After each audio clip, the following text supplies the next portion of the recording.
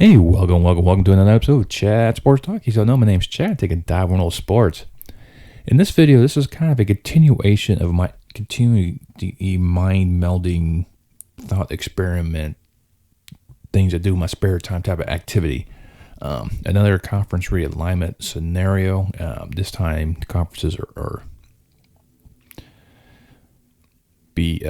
12 teams. It's kind of like a continuation from my previous one where I had 10 team conferences, developed new ones, got rid of some and all that stuff.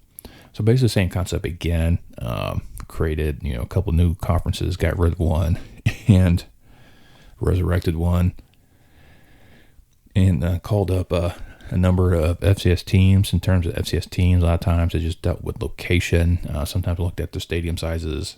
You'll see a lot of eerie similarities from my previous video in terms of layout, whatnot. So,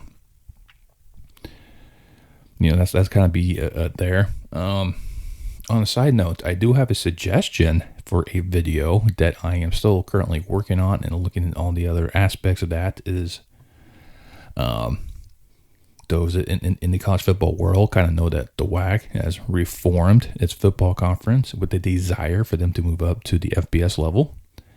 There's also rumbles of the ASUN doing that, and there's also rumbles that the SWAC was considering that, and there's actually a few teams in there looking to move up. And so I actually suggested having all three of these conferences move up and then kind of go from there. I am still looking into that one. There's a lot of little nuance and little details in these conferences that I'm really looking at and see, truly how viable some of these teams would be. I may just overlook that and just throw them up there and just kind of, rearrange conferences, kind of even things out. So I'm still working on that one. So that one will come out probably shortly. Without further ado, let's just dive right into these conferences and how they kind of look. A lot of these conferences are going to look very similar to what you're accustomed to. So it's not very many changes. I try to keep a lot of the key rivalries that they built over the years together. There's going to be some few changes here and there, but otherwise, most of these conferences are try to get them more regionalized. I take geography into account, so you're not going to see, huge stretches of conference that go halfway across the country. So, be, more regionalized, closer knit, more abilities for even higher rivalries in case of the ones that weren't already in place. And also, please bear in mind with these, when you see the logos of these universities, it's not necessarily pinpoint the exact location of these institutions in a particular state, especially if you look at LA. UCLA and USC are like 10 miles apart. But in the map, they don't look look like one's like in San Diego and the other one's in LA. So, and then you look at the research triangle over there with North Carolina, Duke, and NC State. They're not that far apart. They're really close together as well. But because of I'll try to make these maps kind of fit on this for your view, and the logos make them somewhat readable. So they're gonna look a little off. So just kind of kind of throw that out of your mind a little bit. But let's just go ahead and just dive right in. I'm gonna start once again out west. It always seems to be easier to go from west to east. And we'll start off with the Pac-12. Like I said, we're going to start off with the Power 6. There's going to be 6 of these 12-team conferences for the Power and 6 for the group. So a lot of schools up there. So you have a lot of new faces to appear. Like I said, I'm going to start off with the Pac, and I did not do divisions either. I just went straight. Here's your 12 teams. You come up with your schedule. The Pac's a little bit easier to do that because if you look at their current setup, California already has it in place where all the California teams play each other regardless, and they're split in 2 divisions right now. I use that same concept and kind of created like little groups. And this one, you can probably figure out this one will be very easy. And this is pretty much a very similar what the Pac-12 currently is, except for just one team that's moved out. So you're going to have Washington, Oregon State, Washington State, Cal, Stanford, USC, UCLA, Arizona State, Utah, and who they should have brought in, BYU. very good conference. I mean, they, like I said, the California schools play each other anyways. Yeah, the Arizonas and the Utah programs have a long history back from the old WAC days. So they have a lot of bad blood between them. Of course, Pacific Northwest plays each other quite hard throughout the year. So those games are quite easy, and you can develop like a 9-game schedule with these particular Pac-12 schools. You know, you have 3 locked games, and then you just rotate the other ones. Could definitely work, and then you put your championship game, part of what they do right now, put it in Las Vegas. Next on the docket, the Big 12. This is almost eerily similar to what it was before it got disbanded. Or not really disbanded, but before teams start leaving. I did originally have the other 3 original members in here. But then I realized TCU, SMU, and Houston were in the wrong conference. So I had to bring them over and then rearrange some teams. So this one, you'll see your northern part of the Pac-12 or Big 12 will be Colorado, New Mexico, Kansas State.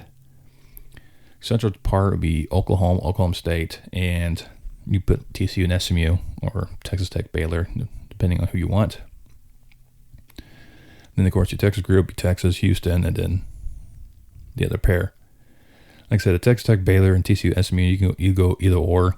I'll probably put TCU and SMU with the Oklahomas, so they always face each other because they're right there, right along the Red River, and then the rest of Texas will battle each other. You still keep the Oklahoma-Nebraska game every year. You keep Oklahoma-Texas every year. You can develop a rivalry with Colorado, Texas Tech. It's the 2 further west institutions. So all in all, I think this is going to actually work. And once again, championship game being Arlington. Now for the Big Ten, this is pretty much, old school Big Ten folks. We recognize, the core Big Ten stayed intact. I originally did have Notre Dame and Penn State in here. But because of how some other conferences got laid out, I had to take those 2 out and brought in 2 other ones. So you still have Ohio State, Michigan State, Indiana, Purdue, Illinois, Northwestern, Wisconsin, Minnesota, Iowa. Then brought in other AAU members, Iowa State and Missouri. So you bring that Cy-Hawk Trophy into conference play. So now Iowa, you had that, west region of Iowa State, Minnesota, Wisconsin. I mean, they all play each other play each other regularly anyways. The next group can have Mizzou, Illinois, and Northwestern and Purdue in one group, and then the other side would be Indiana, Ohio State, Michigan State. Now, if you don't know, Illinois does have some heated rivalries with Purdue, Northwestern, a little bit with Missouri, Indiana, and Ohio State. They'll get Mizzou, Northwestern, Purdue every year. Ohio State would be locked up, and Indiana like every other year. So for like Illinois to have all these rivalries that probably not a lot of people know about, and you still keep the game intact. All those big games out there between like Minnesota, Wisconsin, Iowa, Minnesota, Northwestern, Illinois, Purdue, Indiana. So you get all these big rivalry games still intact, keep on going. And of course, this will still be held, championship game still be held in Indianapolis. Off to the SEC. This looks very similar to what it currently is now. There's a few changes here and there. So you still have Florida, Georgia, Tennessee, Kentucky, Vanderbilt, Auburn, Alabama, Ole Miss, Mississippi State, LSU, Arkansas, and Texas A&M. Originally, I had South Carolina set A&M back to before they jumped to 14. But, had to rearrange some things. So definitely, the groups I would do be similar to Arkansas, A&M, LSU, Ole Miss. And then you have Kentucky, Tennessee, Vanderbilt, Alabama. So that way Alabama, Tennessee always plays. And then Florida, Georgia, Auburn, and Mississippi State. You still keep the Egg Bowl intact. You can still keep the Iron Bowl intact. You keep the Deep South's oldest rivalry still intact. Even LSU and Florida, 2 of the southernmost universities in this conference can still go at it. So there's possibilities. And once again, championship game is in Atlanta. Next is the ACC. This one has a little twist to it. There's no northern exposure. So all the northern teams are gone. And I did try to keep the original ACC teams together. So I did have initially Maryland in here. But some things kind of had to get changed around to kind of make things kind of work. So I brought back original member South Carolina with Virginia, North Carolina, NC State, Duke, Wake Forest, Clemson, Georgia Tech, Florida State, Miami, and also brought in UCF and South Florida. Now, these groups will be a little off because you have the Florida group, the North Carolina group, and then the rest, like Virginia, Clemson, South Carolina, Clemson, and Georgia Tech. But, it's just how kind of things kind of fell into place. You still keep the South All rivalry together with Virginia and North Carolina. The Textile Bowl still intact. Now you got the Clemson South Carolina game in as a conference matchup. The war at I-4 is still, a big rivalry between South Florida and Central Florida. So it's one of those things. And, this one you still have in Charlotte because that's basically where the meat of your conference is. That's where your headquarters are up anyways in the North Carolina area, in Greensboro. So, still keep it that way. And the other power conference is the American one. They've always claimed they were. Now they are. But this one travels back to where it originally kind of was in terms of a coming out of the Big East itself. So you have BC, Rutgers, Syracuse, Pitt, West Virginia, Virginia Tech, Penn State, Maryland, Cincinnati, Louisville, Notre Dame, and Memphis. So Memphis right there is a little outlier in this conference, so it doesn't make sense geography-wise, but definitely like closer to what I originally had it. I had the Texas 3 of TCU, SMU, Houston in there, as well as UCF and South Florida.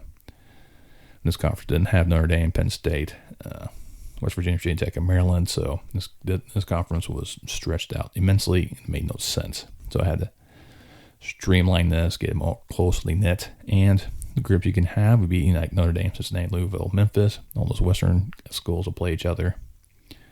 Kind of do like a Northeast with BC, Syracuse, Rutgers, and Penn State. And then you have a Central of Pitt, West Virginia, Virginia Tech, and Maryland. Now, one thing is that a lot of people don't realize, West Virginia has a lot of rivals that they don't have in their current affiliation with the Big 12. And because you get the backyard brawl from the Pitt, bring that back. The Black Diamond Series with Virginia Tech. They have a rivalry with Maryland. And then you could also resurrect the rivalry with Syracuse. And then the future rivalry is going to happen with Cincinnati. You have all that. You have Notre Dame, BC, who face off every year. And that's good rivalry. Do Notre Dame, Penn State.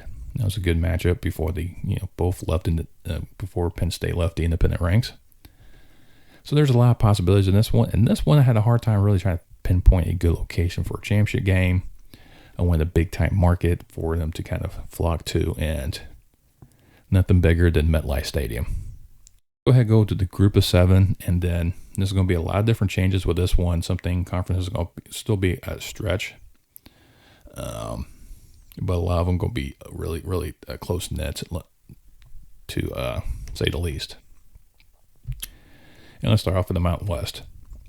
And as we all know, Hawaii's not that close to California. So,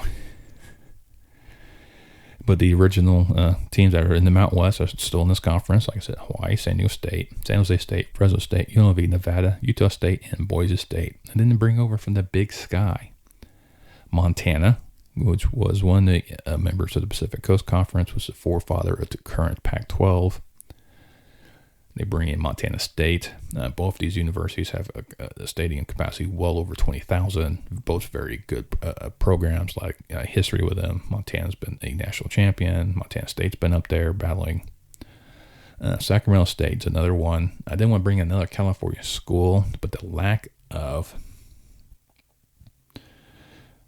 area teams that could be really considered, I think, we're really kind of dwindling. I didn't really go back into Utah with Weber State. That had another quality stadium.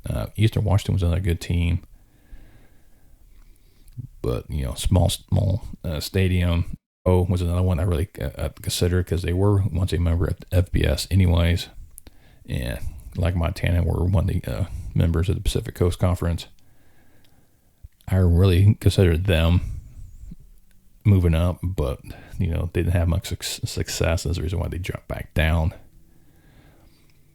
But the reason why I kind of think I brought in Sacramento State was the stadium.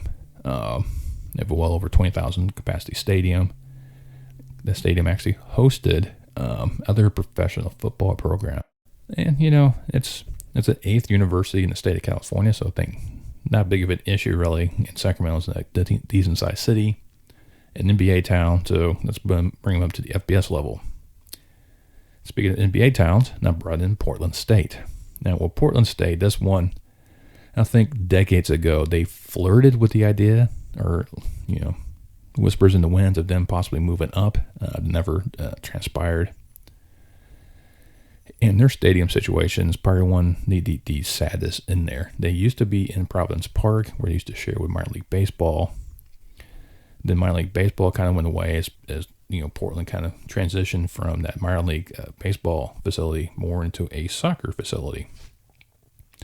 Now it's the home of the Timbers and the Thorns of the National Women's Soccer League. And Portland State got regulated to a high school stadium. So I say, maybe Portland just, looks at Portland State and go, okay, here, we'll get you a 25,000 seat stadium. And there you go. Or just develop a soccer specific stadium designed more for the needs of the Timber and the Thorns, and then put Portland State back into Providence Park. That's another theory, but that's the reason why I put Portland State in there. Otherwise, I think I would have gone either Eastern Washington or Idaho in this particular thing, just because of Idaho's experience already being FBS, and Eastern Washington has a little bit better success. Now, this is a conference that I resurrected in my previous video with 10 members and bring it back here again. So here I brought it back, and we bring in from the Mountain West, Wyoming, Colorado State Air Force. You also have Tulsa, Arkansas State, Middle Tennessee, Western Kentucky, and Northern Illinois.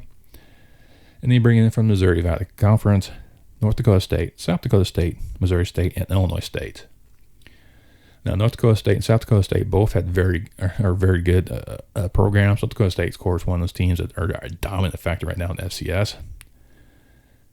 Both these stadiums are 19,000 plus. North Dakota State plays in the Fargo Dome, so you can't really expand that too much. But South Dakota State is an outdoor facility. Definitely could expand it.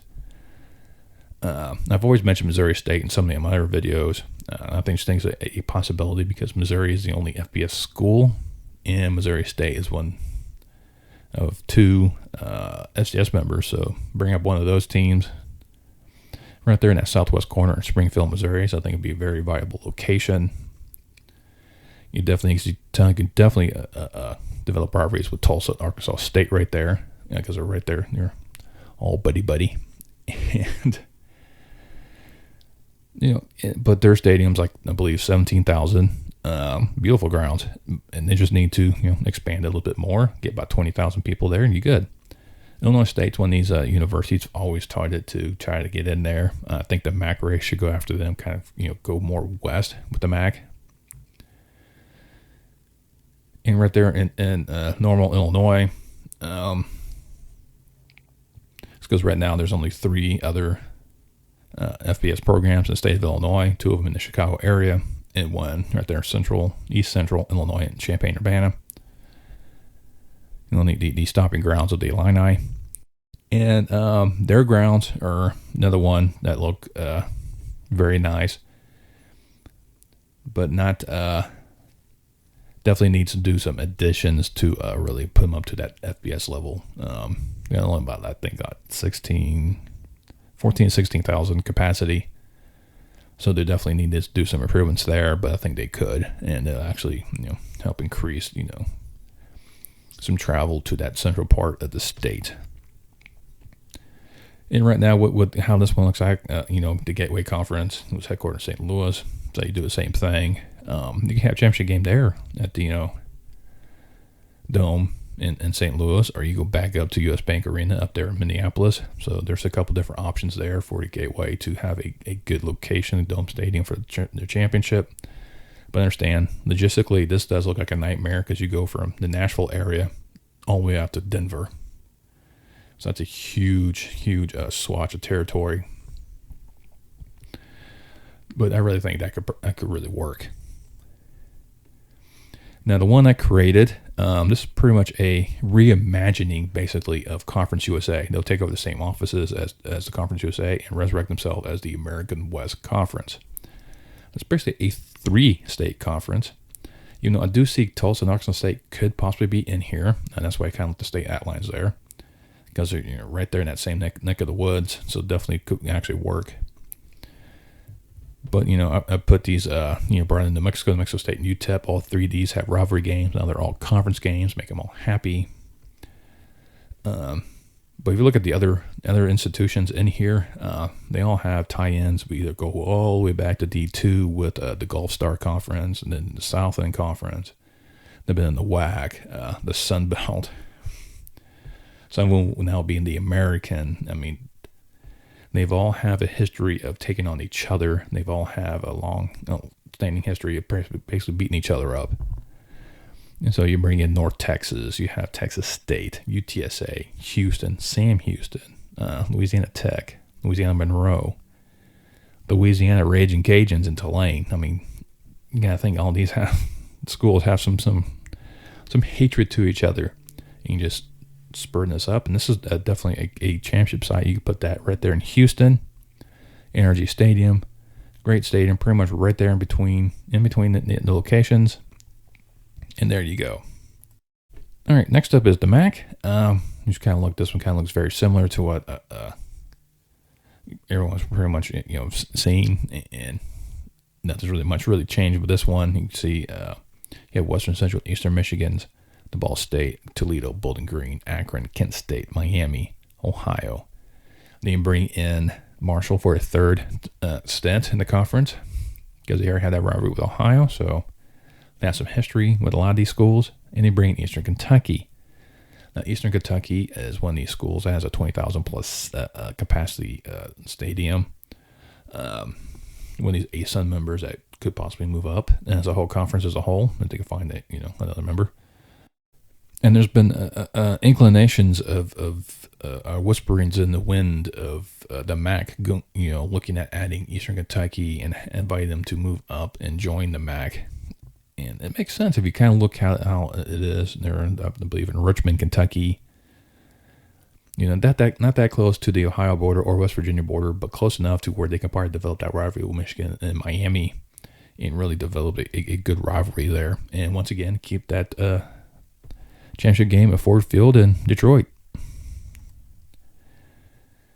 Now we have the Sun Belt, and with the Sun Belt, most of this you probably recognize already, because you still have Appalachian State, Coastal Carolina, Georgia Southern, Georgia State, Troy, South Alabama, future member Southern Miss. You bring back to the fold FAU, FIU, also bring in UAB, and Jacksonville State, and also finally get Chattanooga to move over. That's right, Chattanooga's been targeted for Sun Belt for quite some time. Chattanooga keeps up going, no, not yet. They always, balk at the idea, but once again, Chattanooga is one of these programs that's very decent. 20,000 plus stadium right there in the border of Georgia, Tennessee. So perfect location. If you look at the distance between Chattanooga, Jacksonville State, and Georgia State, right there. And then you throw in UAB, and that's a great little niche for a rivalry games. So, you definitely got that going for you. And you can probably still keep, their conferences, office in New Orleans. No need to really change them too much. And, the championship game, this one where I kind of have a hard time kind of placing it, but I probably think I put it more in Jacksonville, because that's, kind of where most of the schools are kind of near-ish. Not really. But I put in Jacksonville, just kind of give them a NFL style stadium that's already not being used, because Charlotte's been used, Atlanta's been used. They want to put them in Tampa, then kind of it looks like they're trying to invade the ACC territory, because that's where South Florida plays. Well, yeah. But yeah, that's definitely I'll put them in Jacksonville. Then the last one we have, it's one that created Eastern Athletic Conference. As you can see, is a really kind of a northern east, mid-Atlantic, northeast type of conference.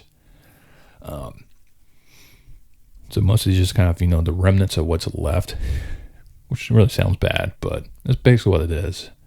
Because you have from the current American or future American, Temple, Navy, East Carolina, Charlotte, the former independents of UMass, UConn, Army, from the MAC, Buffalo, the Sun Belt, Old Dominion, and James Madison, Conference USA's Liberty, and then you bring up Delaware.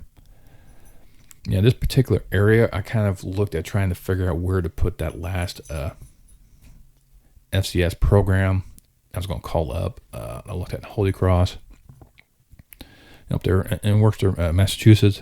They have a huge stadium for comparing to the rest of the Patriot League.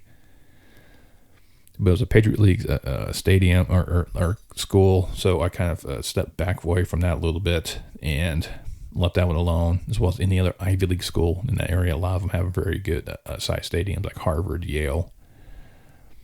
Took both of those out because they're Ivy League and they're very strict about their schedule of only 10 games. I looked at North Carolina A&T, right there in Greensboro. I'm playing the Big South. Definitely a good size stadium. But that's just another team in North Carolina, so I try to limit that as much as possible. Because you already have the 4 teams from the ACC, and there's the 2 guy here, and then of course, App State. There's like already 7 teams in that small state, North Carolina, compared to California. And kind of went away from that one. Norfolk State. You'll need to another school in the Norfolk region. Compared with the Old Dominion, even though you got the same thing in LA, but that's LA. Norfolk's nowhere near the same size as LA. So kind of, stay away from them. So that's when kind of Delaware. Delaware's one of these quality schools. They actually had plans to make their stadium up to 30,000, and then they backed away from it. So I'm sure they can resurrect those plans and get back into that and create a 30,000 capacity stadium. And also a very decent program that's been in a lot of playoffs and made good runs, and actually has a national championship as well in the FCS level. So it'll be a really good right there. They can develop. And they also have that rivalry with James Madison from the Colonial. So they have some history. So they can definitely work in that aspect. And this one, I had a hard time really placing a city for the championship. I thought about Philadelphia, but that Temple uses the exact same stadium, so that kind of home court advantage. Same thing with Foxborough. I kind of went with a little oddball there, but it's kind of probably a little bit close to Navy, but I put it in Baltimore. Figure it's a good city, kind of right there in the middle of this conference, so kind of go from there. Well, there you go. Those are my conferences of 12. Like I said, no divisions, 9 conference games. You can probably lock up anywhere between 3 and 5 opponents. And then break those down in this video, because then we'll make it any longer than it already is. So, looking at aspect, and you have that going for you. And with the current configuration, so a lot of these rivalries that a lot of y'all are accustomed to, I kept a vast majority of these rivalries together. But that's neither here nor there. But try to keep most of the intact. Try to keep it as regionalized as possible to accommodate current and future FBS members, or current and future FBS members, as well as a few FCS members getting the call up for keeping the power schools and power conferences, adding a couple in there. So it's all also that Memphis and South Florida both got the call up to join the big boy table Anyways, but yeah. So that's what this video is all about. This, I think, is like the last of my brainchilds with these, trying to get these conferences, more streamlined. Said I've already done my almost perfect 10, where they're all 14 members. My Super League aspect, I've done one for 10-member conferences, which are a lot more conferences. Now we're down to 12. But like I said, I have one. I got to look on that, like I said, the WAC, ASUN, and SWAC, moving all three of those conferences up, and then kind of readjusting from there. Looking at the current ASUN, that means either ASUN goes away or another conference goes away. So I kind of look at that aspect. So it'll be a hard time to kind of maybe look at those type of scenarios, but like I said, I'm looking into that one, kind of see how that one really plans out, and then kind of find the time frame to fit it in between my NFL videos, the NHL video I got to do, college football bowl preview. So it will be coming, hopefully sooner rather than later. But I think I try to fit in this busy week that's going to be happening, doing those last minute shopping details, last minute things I got to do to get things in here, family members coming into town, and kind of go from there. But hey, let me know what you think. Like I said, this is my crazy thoughts. I'm trying to get things, what I got going on in here. They always put it on paper, then they turn around, change it, and then do more graphs, and then change it again. I mean, so this one took me a little while, but it's kind of like a continuation of my previous one. But hey, just let me know what you think. When you think of these schedules, like I said, I try to keep most of them very close knit to where they particularly had. You still have a lot of this cross-conference battles like you do with the old-fashioned, hey, with Georgia Tech, Florida State, Florida, Kentucky, Louisville, things like that. You can still have those matchups going. Give you good 10 games, and then rotate other ones. But that's another story altogether. But if you change, what would you change? Maybe suggestions for other videos that I can start looking into, getting my mind spinning around and wrap around it, and do some research to kind of see how things kind of plan out. While you're there, you can also hit that thumbs up for me. It pleases YouTube gods, helps the channel get promoted, and helps the channel out. You can also subscribe. When you subscribe, you hit that bell notification next time I post a video. I've looked at my analytics before. I have a lot of y'all viewing my stuff, and I love y'all for doing that. It pleases me that I'm providing some type of knowledge or entertainment purposes, even as a ranting of a crazy old man.